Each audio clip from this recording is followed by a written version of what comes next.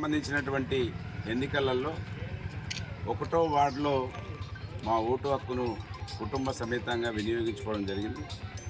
ఇప్పటి వరకు 55% పోలింగ్ అయినట్టుగా కనబడతా ఉన్నది. ఇంకా పెరగాల్సిన అవసరం ఉన్నది. ఎవరైతే ఓటుకు రాలేదో వాళ్ళను మరి యువకులు తీసుకువచ్చి ఓట్లు వేయించాల్సిన అవసరం ముఖ్యంగా యువకులపైన ఉన్నదనే విషయాన్ని నేటి యువతరాన్ని విజ్ఞప్తి చేస్తూ ఉన్నాను. పవిత్రమైన ఓటు హక్కును వినియోగించుకొని మన కోసం అనునిత్యం సేవ చేసే వాళ్ళని ఎన్నుకోవాలని మంత్రిని పట్టణ ప్రజలను కోరుతా ఉన్నాను. మరి ఒక అవకాశం 5 సంవత్సరాలకు ఒకసారి వచ్చేటువంటి ఈ పవిత్రమైనటువంటి కార్యక్రమంలో అందరూ కూడా పాల్గొనాలని విజ్ఞప్తి చేస్తూ, బీఆర్ఎస్ పార్టీ ప్రభుత్వంలో అనేక అభివృద్ధి కార్యక్రమాలు జరిగినాయి. ఇవాళ గొప్పగా ఈ మంత్రిని అభివృద్ధి చెందింది.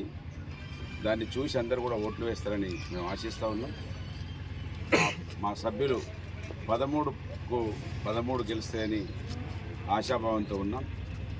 ప్రజల సేవకై ఆ రోజు ప్రభుత్వంలో ఉన్నప్పుడు, ఈరోజు ప్రతిపక్షంగా మరి అనునిత్యం ప్రజల వెంట వండుకుంటూ సేవలు అందిస్తున్న విషయం వారికి తెలిసే కనుక మరి మంత్రిని ప్రజలు గొప్ప నిర్ణయిస్తారని భావిస్తాము.